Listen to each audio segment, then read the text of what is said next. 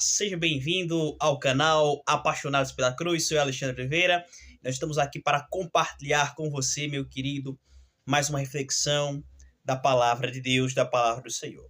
Nesta feita nós vamos trabalhar com os irmãos um tema que tem afligido a muitas pessoas, que tem perturbado a tantas pessoas e que é tantas vezes falado nas redes sociais, na mídia, que você já deve ter ouvido em algum momento da sua vida. É a questão da, como está aí você pode ver, a maldição hereditária. Ela existe? Ou é algo que foi criado para amedrontar as pessoas? Porque a gente vê muito isso nas redes sociais, muitos youtubers, pastores, influencers têm falado dessa questão. Agora, ela é de fato bíblica? A palavra de Deus fala sobre ela. Os defensores, aqueles que acreditam nisso, eles usam o texto da palavra de Deus para dizer isso. Eles pegam o texto de Êxodo, no capítulo número 20, que no versículo 5, que diz assim: não adorarás, nem darás culto, porque eu sou o Senhor teu Deus, um Deus zeloso, que visito a iniquidade dos pais e dos filhos até a terceira e a quarta geração daqueles que me aborrecem. Então eles pegam esse versículo do Êxodo, no capítulo 20, verso 5, para dizer que o Senhor visita a iniquidade dos pais e dos filhos até a terceira e a quarta geração.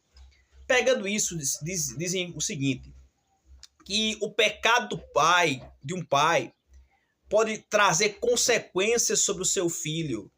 Digamos que o pai de alguém foi um feiticeiro, esteve envolvido ali com a magia negra, a feitiçaria, e agora há o risco de esse filho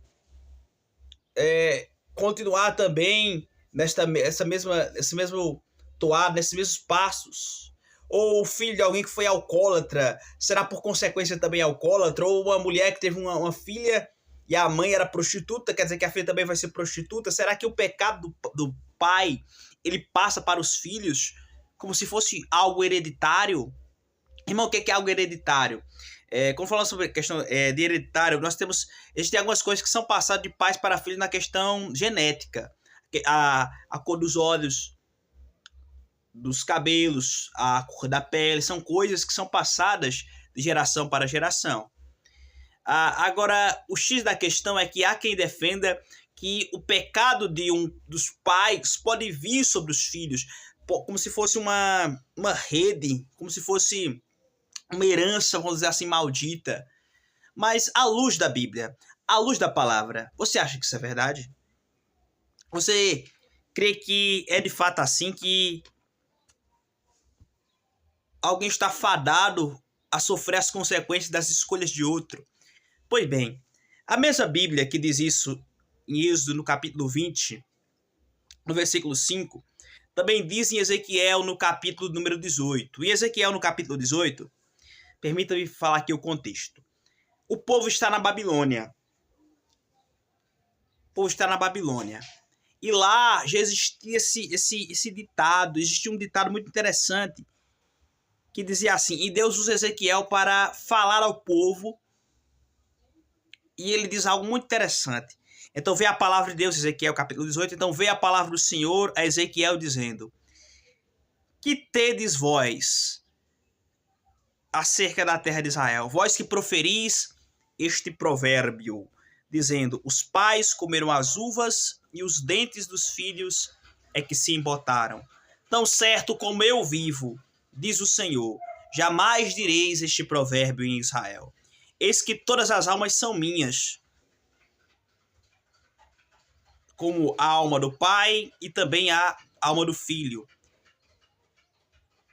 E é minha a alma que pecar, essa morrerá. Sendo, pois, o homem justo e fazendo a justiça e o juízo, não comendo coisas sacrificadas aos altos, nem levantando os olhos aos ídolos da casa de Israel, nem contaminando-se com a mulher do seu próximo, nem se achegando a ela na sua menstruação, não oprimindo a ninguém, não tornando o devedor a coisa penhorada, não roubando e dando o seu pão ao faminto e cobrindo nu com vestes, não dando seu direito à usura e não recebendo juros, desviando da mão do injusto, fazendo isso, não entrará em juízo. andando nos meus estatutos e guardando os meus juízos e procedendo retamente, o tal justo certamente viverá, diz o Senhor. Então você observa aqui que o texto está dizendo o seguinte, que o povo de Israel dizia esse ditado, olha, os pais comeram as uvas e os dedos dos filhos é que se embotaram. É como o ditado que tem lá em outra região, que diz o seguinte, olha, o pai comeu a feijoada e o filho é que foi que sentiu as consequências, vamos dizer assim, que teve mal-estar no estômago. Mas não, cada um, e o texto diz isso, responderá pelo seu próprio pecado. Cada um responderá pelo seu próprio pecado. Eles estavam usando isso de que os nossos pais pecaram, e é por isso que a gente está sofrendo na tentativa de não reconhecer o seu próprio pecado. Eles estavam dizendo, a gente está aqui na Babilônia por causa dos nossos pais. Com isso, eles estavam querendo fazer o seguinte, eles estavam alegando que o único motivo do seu castigo de estarem na Babilônia eram os pecados dos reis que vieram antes, dos pais deles que vieram antes. Mas isso não é bem verdade. Eles estavam evitando de reconhecer os seus pecados individuais. Os pais deles pecaram? Sim, pecaram.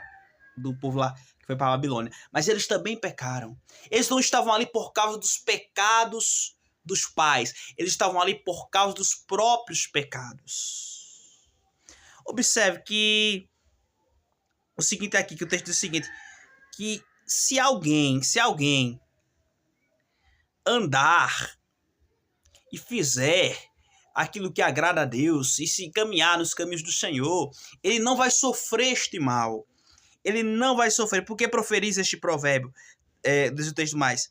Eis que todas as almas são minhas. O Senhor diz, todas as almas pertencem a Ele. Cada alma humana tem de fazer a sua própria decisão individual de aceitar ou rejeitar o plano de Deus para a sua vida. Deus diz, todas as almas são minhas. Por que eles estavam sofrendo, irmão? Por causa das escolhas deles.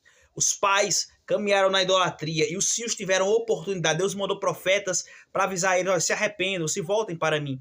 E eles não quiseram, eles quiseram seguir a mesma toada, às vezes pisaduras malditas dos pais.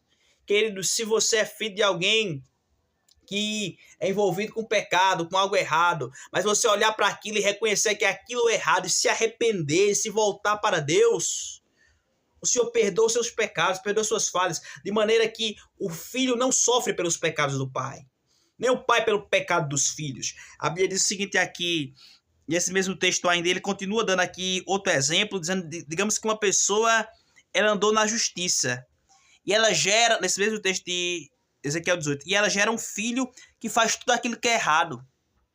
Ele vai morrer, ele vai sofrer pelos seus próprios pecados. Diz aqui o versículo de número 19. Mas dizeis, porque não leva o filho à iniquidade do pai, porque o filho fez o que era reto e justo e guardou todos os seus caminhos, e guardou os caminhos e estatutos e praticou aquilo que era certo, certamente viverá. A alma que pecar, essa morrerá. O filho não levará a iniquidade do pai, nem o pai a iniquidade do filho. O que é que o texto diz? A alma que pecar, é esta que morrerá. Então, e o texto diz mais aqui, o filho não leva a iniquidade do pai, porque o filho fez aquilo que era reto e justo, e guardou todos os meus estatutos e praticou o bem. A alma que pecar, diz o versículo 20, essa morrerá.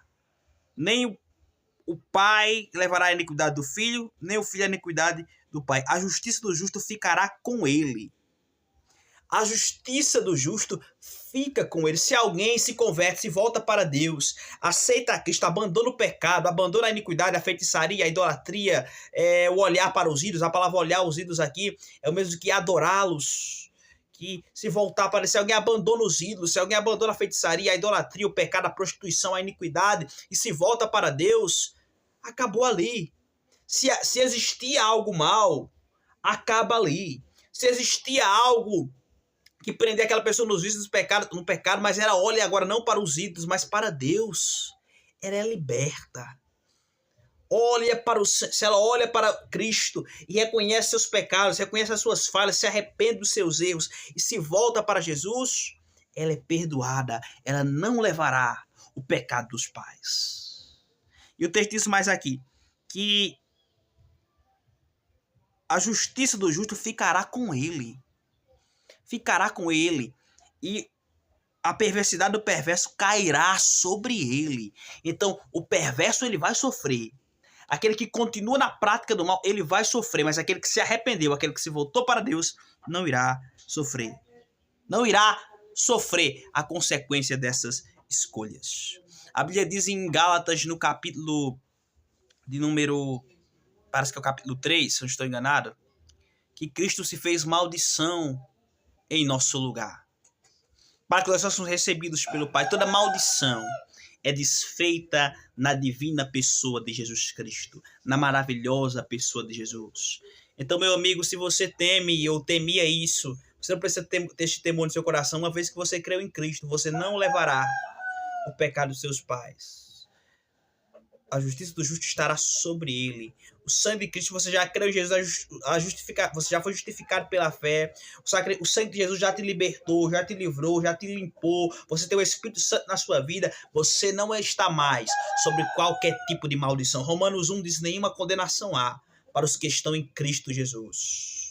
Como diz o louvor, para aquele cuja vida coberta está com o sangue de Jesus. Vamos orar. Se você nesta oportunidade ainda não é crente, se você ainda não crê em Jesus, vamos orar.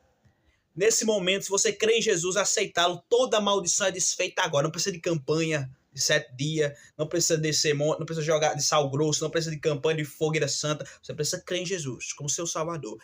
Todo mal é desfeito. Vamos orar? Pai, nós cremos, Senhor, que Tu és o único Salvador. Esta pessoa que chegou até esse vídeo, Pai, não é cristã, não é crente, Pai. Mas ela quer hoje aceitar ao Senhor e tomar a decisão de aceitar a Ti. Que nesse momento o Senhor possa entrar no coração dela, na vida dele, na vida dela, e tirar todo o mal. E que o Teu Santo Espírito possa habitar no coração dessa pessoa, que o Teu Filho amado possa habitar no coração dessa pessoa, que Deus o Pai possa habitar na vida dessa pessoa. E ela nunca mais, Pai, viva presa em nada que é maligno, mas ela viva na dimensão, da direção do Espírito de Deus. Em nome de Jesus, recebe ela, perdoa todos os seus pecados, escreve o seu nome no livro da vida. Amém e graças a Deus.